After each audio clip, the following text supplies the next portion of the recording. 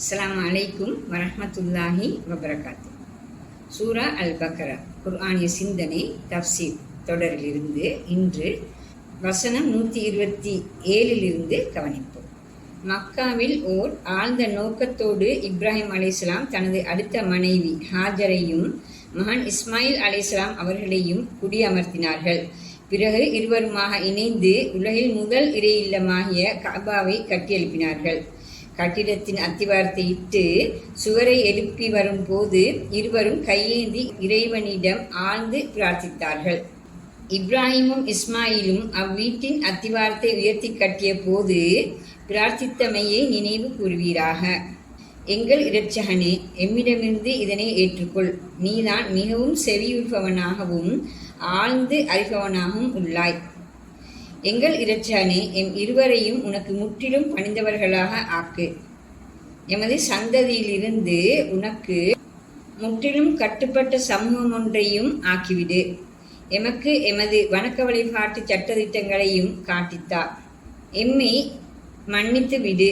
நீயே மன்னிப்பு கேட்டலை மிகவும் ஏற்பவனாகவும் அருளாளனாகவும் உள்ளாய். எமது இரட்சகனே, அவர்களுக்கு மத்தியில் உனது வசனங்களை ஓதிக் காட்டும் வேதத்தையும் ஞானத்தையும் அவர்களுக்கு கற்றுக் கொடுக்கும் அவர்களை தூய்மைப்படுத்தும் தூதரொருவரை அவர்களிடமிருந்து அனுப்பி வைப்பாயாக. நிச்சயமாக நீதான் யாவரையும் மிகைத்த சக்தி படைத்தவனும் மிகுந்த ஞானமுடையவனும் ஆவாய்.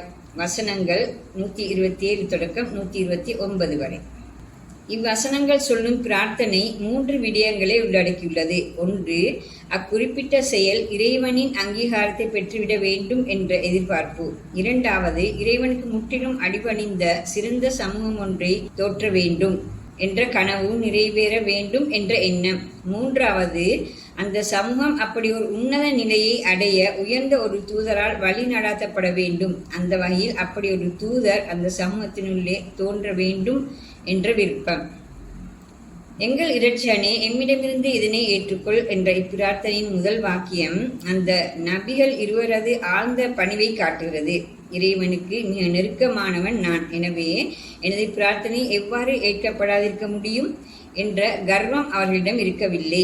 வெளித்தோற்றத்தில் சில வணக்க வழிபாடுகளை நிறைவேற்றிவிட்டு தன்னை இறை நெருக்கம் கொண்டவன் என கருதி கொள்பவனிடத்தில்தான் இந்த பெருமையும் கர்வமும் தோன்ற முடியும்.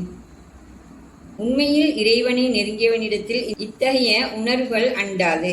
இறைவனை நெருங்க நெருங்க அவனை பற்றிய பயமும் கௌரவ அச்சமுமே தோன்றும். நபிமார்களை விட இறைவனுக்கு நெருக்கமானவர்கள் வேறு யாரும் இருக்க முடியாது. எனவே அவர்களை விட இறை அச்சமும் பணிவும் கொண்டவர்களும் யாரும் இருக்க முடியாது. இப்பின்னணியில் தான் கஅபாவை கட்டல் என்ற அதி உன்னதமான காரியத்தை செய்த போதும் இறைவா இதனை ஏற்றுக்கொள் என அவர்களால் பிரார்த்திக்க முடிந்தது. நீதான் மிகவும் செவியுறுபவனாகவும் ஆழ்ந்து அறிபவனாகவும். நாம் என்ன பேசினோம், எமது உள்ளத்தில் ஓடுவதென்ன என்ற அனைத்தையும் நீ கேட்கிறாய். ஆழ்ந்து அறிபவனாகவும் நீயே உள்ளாய். இப்பின்னணியில் எமது இந்த செயலையும் ஏற்றுக்கொள்வாயாக என்கிறார்கள் அந்த நபிமார்கள் இருவரும். பிரார்த்தனையின் அடுத்த பகுதி ஓர் உயர்ந்த சமூகத்தை உருவாக்குவது பற்றிய வேண்டுகோளாக அமைகிறது. அப்பிரார்த்தனையும் ஓர் ஆழ்ந்த வடிவெடுத்திருப்பதனை அவதானிக்க முடிகிறது. முதலில் இறைவனுக்கு கட்டுப்பட்டு பணிந்த என்ற கருத்தை கொடுக்கும் வகையில் முஸ்லிமைனி லக என்றும் உம்மத்தன் முஸ்லிமத்தன் லக என்றும் இரு நபிமார்களும் பாவித்துள்ளனர். முஸ்லிம் உம்மா என்பது ஒரு குறிப்பிட்ட தனிமனிதன், சமூகம், இனத்தின் பெயரல்ல. அப்படி இருந்தால் முஸ்லிமாக ஆவதற்கு அந்த சமூகத்தில் பிறப்பது மட்டுமே போதுமாக இருந்திருக்கும். முஸ்லிம் என்பது ஒரு கொள்கைவாத மனிதனின் பெயர். முஸ்லிம் உம்மா என்பதும் ஒரு கொள்கைவாத சமூகத்தின் பெயர். அதன் சுருக்க பொருள் இறைவனுக்கு முழுமையாக கட்டுப்படல் என்பதாகும். அது இரு கருத்துக்களை கொடுக்கிறது. இறைவனை மட்டுமே கடவுளாக நம்பிக்கை கொள்ளல், தனது செயல்கள் மூலம் அவனை மட்டுமே நோக்காக கொள்ளல் என்பவையே அவையாகும். இவ்விரு கருத்துக்களும் ஒரு மனிதனிடத்தில் இருக்கும்போது அவன் முஸ்லிம் ஆகிறான். அந்த சமூகமும் முஸ்லிம் சமூகம் ஆகிறது.